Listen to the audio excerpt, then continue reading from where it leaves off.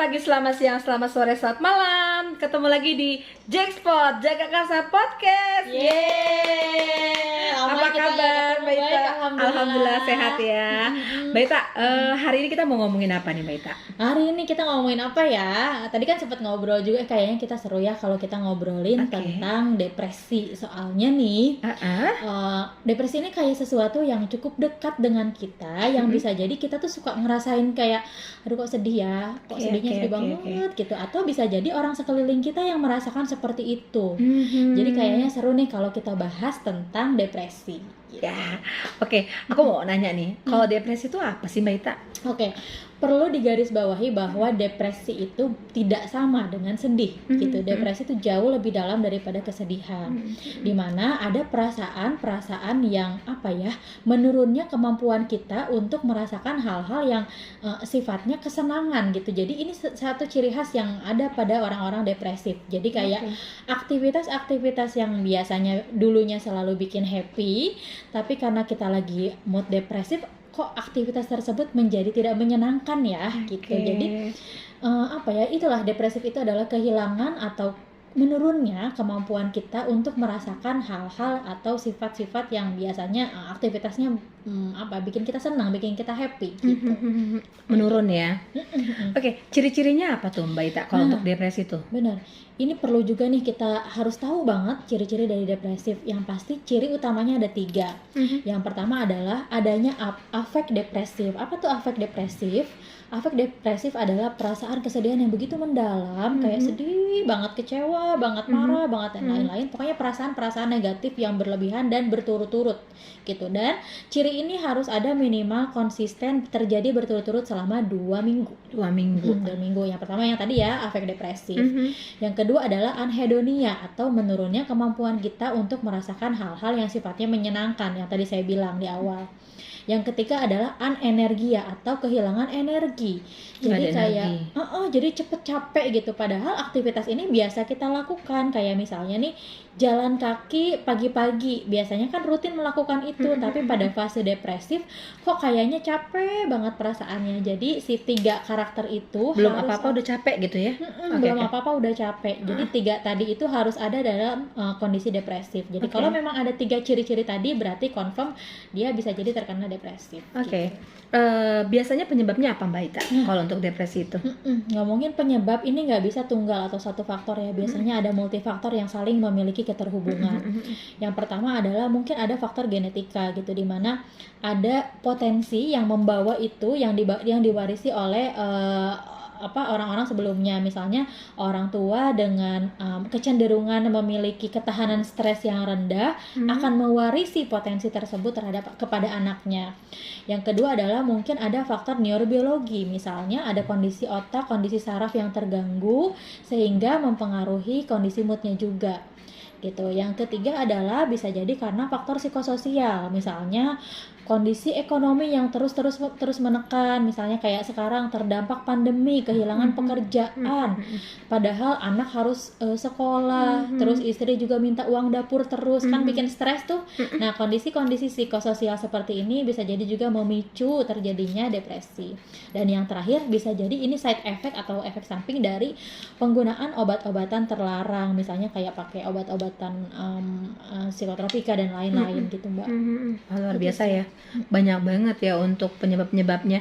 Kemudian Mbak Ita, bagaimana kalau kita mengalami depresi, seperti apa harusnya tindakan kita seperti apa? Misalnya nih kita ada di fase mengalami depresif, misalnya kayak sedih-sedihnya itu benar-benar sedih banget dan nggak tahu kenapa, dan ini terjadi terus-terusan. Kalau memang kita merasa seperti itu, yang pertama adalah yuk tunjukkan sinyalnya, kemudian minta bantuan ke orang-orang terdekat dan bawa ke profesional.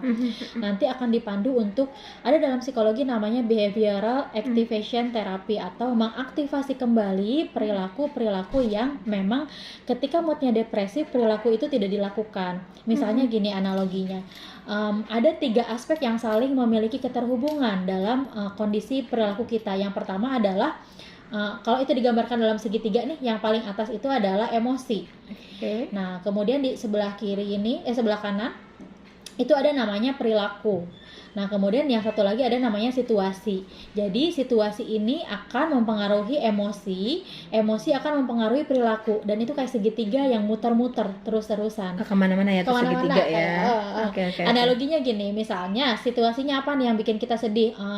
Patah hati misalnya gitu ya, dikecewakan sama pasangan.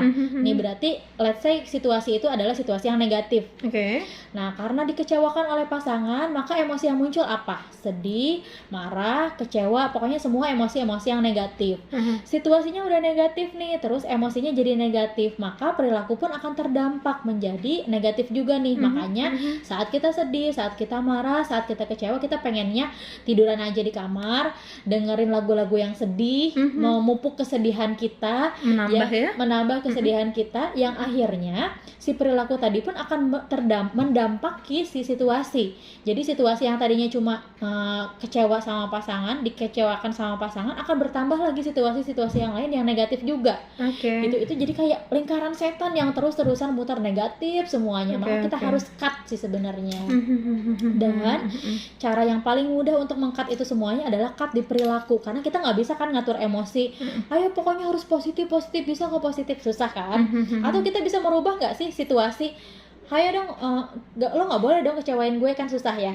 Jadi yang bisa kita kontrol adalah perilaku karena ya? Emosi nggak bisa kita kontrol, situasi juga nggak bisa kita kontrol. Maka yuk kita rubah di perilaku. Misalnya kalau di kondisi tadi kita lagi sedih nih karena dikecewakan, maka perilaku yang muncul tadinya cuma di kamar aja denger lagu-lagu sedih. Yuk kita rubah perilakunya, kita ubah perilakunya menjadi misalnya olahraga gitu. Jadi nggak apa-apa, it's really okay kamu olahraga walaupun perasaannya masih sedih. Kayak dulu tuh aku pernah ya patah hati yang cukup dalam gitu ya, sehingga aku merasa dunia ini mau hancur, aku baiknya mati aja deh. Gitu kan, ada pikiran kayak gitu. Seru ya, karena di orang-orang depresif mbak, pikiran negatif itu hadir terus menerus dan berkelanjutan. Sehingga pikiran negatif itu menambah rasa sakit dan merasa bahwa mengakhiri kehidupan itu satu-satunya cara yang paling mudah gitu. Kalau orang-orang depresif tuh mikirnya kayak gitu, dipupuk ya, dikumpulin terus masalah baru. Makanya yang aku lakukan saat itu adalah aku olahraga, aku lari sprint, walaupun perasaanku masih kacau. Dan ternyata saat aku olahraga ada hormon-hormon kebahagiaan yang terproduksi gitu ya, muncul ya hormon adrenalin, serotonin, dopamin dan lain-lain, sehingga ya juga ya happy juga sih lama-lama gitu, walaupun memang prosesnya panjang gitu. Maka sebenarnya sih untuk merubah perilaku pun kita cari nih perilaku apa yang memiliki makna untuk orang tersebut, sehingga orang tersebut merasa terkoneksi kembali dengan kehidupannya. Misalnya gini, dalam konteks aku ya, perilaku yang bermakna adalah aku merasa ketika aku berbagi dengan orang lain, entah itu misalnya aku tuh dulu kayak punya komunitas gitu mbak. Jadi komunitasku itu kayak datang ke panti-panti terus ngajarin anak-anak di sana.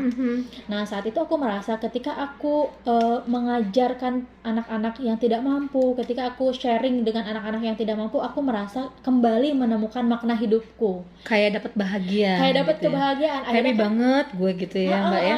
Akhirnya aku terkoneksi kembali dengan kehidupanku yang memiliki makna, karena selama ini kan aku fokus terhadap pasangan yang mengecewakan nih.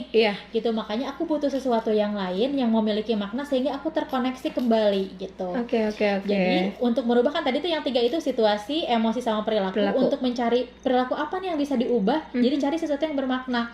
Bermakna dan bermanfaat buat orang lain. Bisa jadi buat kita juga. Bisa jadi yang bermakna buat dia adalah kebermanfaatan untuk orang lain, boleh. Atau sesuatu yang mungkin sifatnya personal, kayak misalnya saya sukanya nggak berbagi kayak gitu, aku sukanya ngumpul-ngumpul misalnya gitu, karena itu aku merasa ketika aku ngumpul aku kayak ketemu lagi orang yang satu frekuensi misalnya, itu boleh. Ketemu kawan-kawan lama ya, itu bisa banget ya. Bisa banget. Jadi kita harus pintar-pintar mencari perilaku apa nih yang punya makna ke orang tersebut, agar orang tersebut terkoneksi kembali dengan oh ya kehidupanku ternyata punya makna juga ya. Nggak di situ aja gitu ya. Yang itu udah lupakan, jangan dipupuk. Kemudian kita carilah koneksi yang lain, misalnya membuat kita happy tadi ya, ketemu teman-teman, kemudian berolahraga. Itu enough banget, cukup banget ya Mbak Ita ya, untuk kita kembali terkoneksi. Hey, halo, dunia nggak cuma segitu loh, sangat lebar dan luas. Oke Mbak Ita, terus pertanyaan berikutnya, bagaimana kalau mendampingi orang-orang yang depresi, seperti apa Mbak Ita? Harus seperti apa? Oke, kalau tadi kan konteksnya adalah kalau kita merasakan mood yang depresif tadi ya. Nah, sekarang kalau kita menjadi pendamping itu bisa dibayangkan sih benar-benar melelahkan Mbak Yara, karena bayangkan setiap hari kamu akan ketemu dengan orang-orang yang benar-benar sedih terus bawaannya. Kita aja kalau orang curhat tentang hal-hal negatif kadang-kadang suka kebawa capeknya gitu ya, apalagi ini sekarang kita posisinya menjadi caregiver atau menjadi pendamping orang-orang yang sedang mengalami depresif. Maka penting sekali untuk peka terhadap perubahan perilaku atau perubahan kondisi yang ada pada orang tersebut. Misalnya kok dia kayak berat badannya turun drastis ya gitu. Kalau misalnya ada perubahan-perubahan yang seperti itu, atau misalnya kok makannya kayak nggak selera ya, atau misalnya siklus tidurnya kok jadi kacau ya, malam jadi pagi, pagi jadi malam gitu ya, atau mungkin dia selalu berpikir bahwa kehidupannya tidak berharga, dia tidak berdaya, dia nggak ada yang menemani. Nah, harus peka terhadap ciri-ciri tersebut. Kalau memang menemukan ciri tersebut, disupport didukung, ditemani bahwa dia tidak sendirian menghadapi kesulitan ini.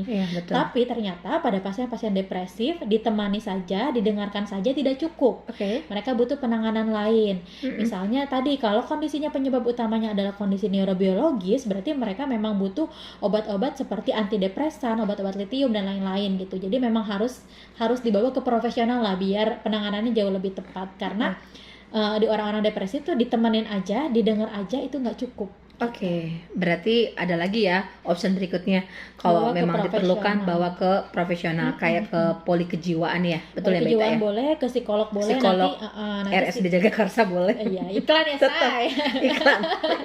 Jadi memang nanti entah itu psikiaternya atau psikolognya, kita akan biasanya sih saling bekerja sama ya. Aku pun gitu. Jadi kalau ada pasien-pasien yang kok kayaknya ini butuh ya penanganan farmakoterapi, akan aku rujuk. Pun sama psikiater ketika melihat kok kayaknya ini faktor psikososial nih yang dominan, kayaknya psikolog yang lebih bisa masuk ke sana, berarti nanti akan dibantu juga. Jadi yang paling penting sih bawa aja ke profesional dulu, karena menemani saja, mendengarkan kesedihannya saja tidak cukup. Tidak cukup, gitu. Betul sekali. Perlu plus-plus ya Mbak Ita ya. Perlu plus-plus. Luar biasa. Hari ini luar biasa nih temanya. Dari kesimpulan semua ini apa sih Mbak Ita untuk mengenai depresi? Kesimpulannya apa ya? Lebih kepada gini sih, perasaan sedih, perasaan kecewa, atau perasaan negatif lainnya adalah sesuatu yang valid, sesuatu yang wajar. Kan kita nggak mungkin ya dalam seumur hidup kita merasakan happy terus itu kan nggak mungkin. Dan kita juga nggak boleh memaksakan orang lagi sedih harus happy. Maka yang namanya kesedihan, kemarahan, kekecewaan adalah sesuatu yang valid, sesuatu yang boleh terjadi, sesuatu yang sangat boleh dirasakan. Nggak apa-apa ya. Nggak apa-apa gitu. Menjadi tidak menjadi apa-apa kalau ini terjadi terus-menerus, berkelanjutan, konsisten, minimal 2 minggu berturut-turut aja. Nah, kita harus mulai peka tuh. Kalau memang terjadi berturut-turut, maka bisa jadi itu mengarah ke arah kondisi fase mood depresif tadi. Karena ingat, depresif itu adalah gangguan mood. Jadi payung besarnya tuh gangguan mood, di mana di bawahnya ada unipolar atau depresif, atau misalnya ada gangguan mood bipolar. Mungkin akan kita bahas di pertemuan yang lain berikutnya, podcast berikutnya. Gitu. Jadi yang diserang itu mood. Beda dengan kondisi di mana misalnya kita terluka nih. Kalau terluka kan jelas ya, misalnya terlukanya robek di tangan, yang kita obatin jelas kelihatan. Tapi kalau yang namanya depresif, kadang-kadang yang bikin depresif itu terus-menerus menyakitkan itu karena kita nggak tahu nih, kok ada perasaan sedih walaupun tanpa sebab. Bisa loh depresif itu tanpa penyebab, kayak cuma sedih aja, cuman nggak tahu sedihnya kenapa, tapi benar-benar sedih banget gitu. Dan kalau misalnya ini tidak tertangani, maka akan muncul suicidal thought atau pikiran-pikiran untuk bunuh diri. Itu yang tadi ku bilang, saat kesedihan itu hadir terus-menerus dan berkelanjutan, dan kita kayak ngerasa nggak punya jalan lain selain mengakhiri kehidupan kita gitu, karena saking sakitnya dan kita nggak tahu harus ngapain. Itu sih yang sebenarnya harus jadi warning buat kita, karena depresif itu bahaya gitu, dan harus ditangani. Karena kalau nggak ditangani nanti akan muncul pikiran-pikiran bunuh diri, mengakhiri kehidupan, menyakiti diri sendiri dan lain-lain gitu sih. Serem banget Mbak Ita. Jangan sampai seperti itu. Jadi segeralah ke psikolognya RSUD Jagakarsa. Harus ada jalannya ya. Soalnya pesan. Mbak Ita, terima kasih banyak. Hari ini materinya luar biasa menarik dan semoga bermanfaat buat sahabat sehat semua yang di rumah, di mana aja dan tempat kerja. Kita kita jangan sungkan-sungkan untuk menyampaikan lagi pesan ini kepada orang-orang yang kita sayangi, Benar. ke tetangga, ke saudara, dan lain sebagainya. Terima kasih Mbak Ita buat materi hari ini. Yuk, selamat pagi, selamat siang, selamat sore, selamat malam. Salam podcast.